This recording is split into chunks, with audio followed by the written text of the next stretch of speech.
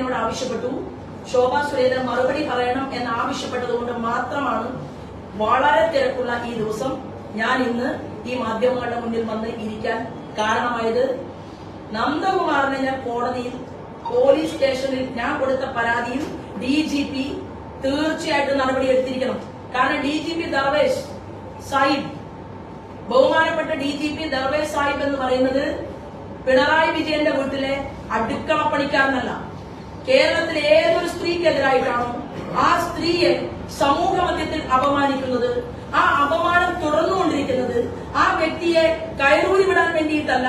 ശോഭാ സുരേന്ദ്രൻ ഉൾപ്പെടെയുള്ള അമ്മമാർ, സ്ത്രീകൾ, കുട്ടികൾ ഞങ്ങൾ മുണ്ട് മുറുക്കി ഉടുത്തുകൊണ്ട് സർക്കാർ ഖജനാവിലേക്ക് അയക്കുന്ന പണമെടുത്തുകൊണ്ട് നിങ്ങൾ ബഹുമാനപ്പെട്ട DGP നിങ്ങൾ ഇവിടെ ശമ്പളം പറ്റുന്നുണ്ടെങ്കിൽ ഇതുപോലെയുള്ള ക്രിമിനലുകളെ പിടിക്കാൻ നിലനിൽക്കുന്ന നിയമം അനുസരിച്ച് ഇവരെ കൈകാര്യം ചെയ്യാൻ തയ്യാറായില്ലെങ്കിൽ താങ്കൾ ഇരിക്കുന്ന ഓഫീസിന്റെ മുന്നിൽ ആ ഓഫീസിനെ ഉപരോധിക്കാൻ ശോഭാ സുരേന്ദ്രൻ തയ്യാറാകുമെന്നുള്ള ഒരു മുന്നറിയിപ്പും ഞാൻ ഇവിടുത്തെ DGP മുൻപാകെ വെക്കുകയാണ്. ഇതിനു മുൻപ് കേരളത്തിന്റെ DGP ദർവേഷ് സാഹിബിനെ ഞാൻ മറ്റൊരു പരാതി തന്നിരുന്നു.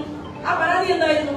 ഞാൻ ഒരു കള്ളു ഷാപ്പില് ഭക്ഷണം എടുത്തു കൊടുക്കുന്ന ഒരു സ്ത്രീയുടെ രൂപത്തിൽ മുണ്ടും ബ്ലൗസും, ആ ജോലിയിരുന്നു ഒരു സ്ത്രീ എടുക്കുന്ന ഏതൊരു ജോലിയും. പക്ഷെ നമ്മുടെ നാട്ടിൽ അങ്ങനെയുണ്ടോ? കള്ളു കഴിക്കാൻ വേണ്ടിയിട്ട് പോകുന്ന ആളുകൾക്ക് സ്ത്രീകളാണോ നഗ്നമായിട്ട് ഡ്രസ് ഇട്ടുകൊണ്ട് ഇതെടുത്തു കൊടുക്കുന്നത്? ആണോ? ഒരു ഓലപ്പുഴ കെട്ടി ഒരു കള്ളു ഷാപ്പിന്റെ ചിത്രം വരച്ചു വെച്ച് അവിടെ എന്റെ മുഖവും അതുപോലെ തന്നെ വേറൊരു സ്ത്രീയുടെ രൂപത്തിലും സൈബർ അറ്റാക്ക് നടത്തിയ ആളാണ് ഈ ആലപ്പുഴ പാർലമെന്റ് മണ്ഡലത്തിലെ MLA സലാമിനെതിരെ ഞാൻ പരാതി കൊടുത്തു DGPക്ക്. ഇതുവരെ DGP ആ പരാതി അന്വേഷിച്ചിട്ടില്ല. എന്റെ വ്യാജ ഓഡിയോയുമായി ബന്ധപ്പെട്ടുകൊണ്ടുള്ള പരാതി കൊടുത്തു. ആ പരാതിയെ കുറിച്ച് അന്വേഷിച്ചിട്ടില്ല. എന്നെ വ്യക്തിഹത്യ നടത്താൻ വേണ്ടി ഈ കഴക്കൂട്ടത്ത് എന്റെ പേരിൽ ഇല്ലാത്ത ഒരു ഭൂമി 20 ലക്ഷം രൂപയുടെ 1 സെന്റ് വിലയുള്ള 1 ഏക്കർ ഭൂമിയുണ്ട് എന്ന് പറഞ്ഞ് അപമാനിച്ചവർക്കെതിരെ പരാതി കൊടുത്തു. ആ പരാതിയിൽ ഒരു നടപടിയില്ല, ഒരു ചോദ്യം ചെയ്തില്ല. ഇവിടെ കേരളത്തിൽ തന്നെ ആലപ്പുഴ പാർലമെന്റ് മണ്ഡലത്തിൽ തന്നെ എന്റെ ഫ്ലക്സ് ബോർഡുകൾ അതെല്ലാം തന്നെ വെട്ടിയെടുത്ത് ഒരു സ്ത്രീയുടെ മുഖം വെട്ടിയെടുത്ത് അവിടെ ആരിഫിന്റെ മുഖം ചേർത്ത് വെച്ച് അവിടെയും ഞാൻ ഇവിടുത്തെ കളക്ടർക്ക് ഉൾപ്പെടെ പരാതി കൊടുത്തു. ഒരു നടപടിയും ഉണ്ടായിട്ടില്ല. ഞാൻ പറയാൻ ആഗ്രഹിക്കുന്നത് ഈ രീതിയിലാണ് കേരളത്തിന്റെ ആഭ്യന്തര വകുപ്പിനെ കൊണ്ടുപോകാൻ കേരളത്തിന്റെ മുഖ്യമന്ത്രിയും ആ മുഖ്യമന്ത്രിയുടെ താളത്തിനൊത്ത് തുള്ളുന്ന DGP ദർവേഷ് സാഹിബും ശ്രമിക്കുന്നതെങ്കിൽ ദർവേഷ് സാഹിബ് എന്ന് പറയുന്ന ബഹുമാനപ്പെട്ട DGPയോട് ഞാൻ പറയാൻ ആഗ്രഹിക്കുന്നു, ഈ വളയിട്ട കൈകളുണ്ടല്ലോ, ആ വളയിട്ട കൈകൾ അങ്ങനെ മനോഹരമായി തന്നെ ഇരിക്കണം എന്ന് ശടിക്കരുത്. താങ്കളുടെ വീടിന്റെ മുന്നിലും മുദ്രാവാക്യം വിളിക്കാൻ, താങ്കളെ വേണമെങ്കിൽ തെരുവിൽ താങ്കളുടെ ജീപ്പിനെ ഉൾപ്പെടെ തടയാൻ നട്ടലുള്ള ഒരു സ്ത്രീയാണ് കേരളത്തിൽ കഴിഞ്ഞ 30 വർഷമായിട്ട് പൊതുപ്രവർത്തന രംഗത്ത് നിൽക്കുന്നത് എന്ന് ഓർമ്മപ്പെടുത്താൻ ഞാൻ ആഗ്രഹിക്കുകയാണ്. ഇവിടെ എന്തുകൊണ്ടാണ് ശോഭാ സുരേന്ദ്രനെ വേട്ടയാടുന്നത്? ആലപ്പുഴ പാർലമെന്റ് മണ്ഡലത്തിൽ ഏറ്റവും വലിയ തീവട്ടിക്കൊള്ള നടത്തിക്കൊണ്ടിരിക്കുന്ന കരിമണൽ കർത്ത, ആ കരിമണൽ കർത്ത എന്ന് പറയുന്ന ആളും തമിഴ്നാട്ടിലുള്ള ഗോകുലം ഗോപാലനും, ഈ ഗോകുലം ഗോപാലനും കരിമണൽ കർത്തയും എന്തുകൊണ്ടാണ് ഒരുമിച്ചിരിക്കുന്നത്?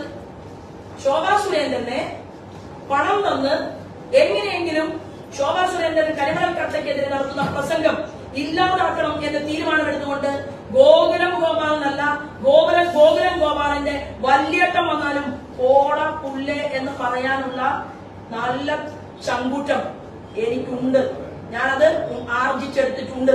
ഞാൻ പറയാൻ ആഗ്രഹിക്കുന്നത്, സ്വന്തമായി കയ്യിൽ 10 നാണയത്തുട്ടുണ്ടെങ്കിൽ അതിവിടുത്തെ ജനങ്ങളുടെ 5 ലക്ഷം രൂപയും 10 ലക്ഷം രൂപയും കഷ്ടപ്പെട്ട് കുറിവെച്ചുണ്ടാക്കിയ പാവങ്ങൾ, അവരുടെ ഭൂമി, ആ ഭൂമി എത്രയോ ലക്ഷക്കണക്കിന് കോടിക്കണക്കിന് രൂപയുടെ ഭൂമി വാരി കൂട്ടിയിട്ടുള്ള മനുഷ്യനാണ് ഇവിടുത്തെ ഗോകുലം ഗോപാലൻ.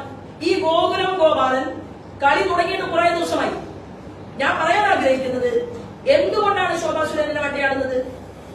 38 കോടി രൂപ വരുന്ന തൃശൂർ ജില്ലയിലെ ജനങ്ങളുടെ ഭൂമി കുറിക്കമ്പനി നടത്തി അവന്റെ മുഴുവൻ ഭൂമിയും സ്വന്തമാക്കിയെടുത്ത് അവരെ പാപ്പരാക്കി ഇന്ന് ദുബായിൽ നിന്ന് വരെ കേരളത്തിലേക്ക് തിരിച്ചു വരാൻ സാധിക്കാത്ത സാഹചര്യത്തിൽ ആ പണം മുഴുവൻ വാരിക്കൂട്ടിയ ഒരു മനുഷ്യൻ, ആ മനുഷ്യനെതിരായിട്ട് ഞാൻ കേരളത്തിൽ തൃശൂരിൽ 2 സമരങ്ങൾ ഞാൻ നടത്തുമെന്ന് പറഞ്ഞു.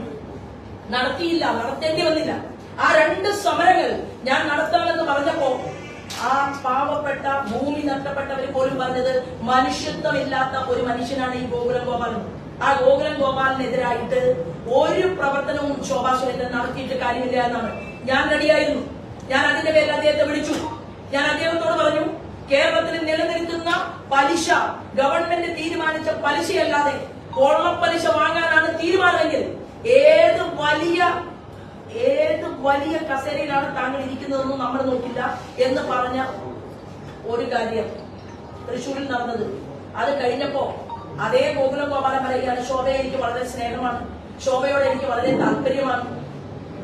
അങ്ങനെ താല്പര്യമാണെങ്കിൽ പിന്നെ എന്തിനാണ് ഇല്ലാത്ത ഒരു വ്യാജ വാർത്ത എനിക്കെതിരെ കരിമണൽ കർത്തയുടെ വിഷയത്തിൽ ശോഭാ സുരേന്ദ്രൻ പിന്മാറില്ല എന്ന് തീരുമാനമെടുത്തപ്പോ എനിക്കെതിരെ എന്തിനാണ് ഒരു വ്യാജ വാർത്ത സൃഷ്ടിക്കാൻ ശ്രമിച്ചത്?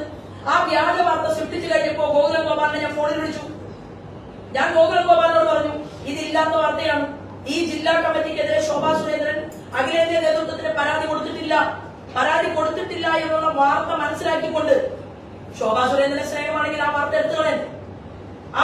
എടുത്തു കളഞ്ഞുകൊണ്ട് ഇത് തെറ്റുപറ്റിപ്പോയി എന്ന് രഹസ്യമായിട്ടെങ്കിലും പറയണ്ടേ? പറഞ്ഞില്ലല്ലോ.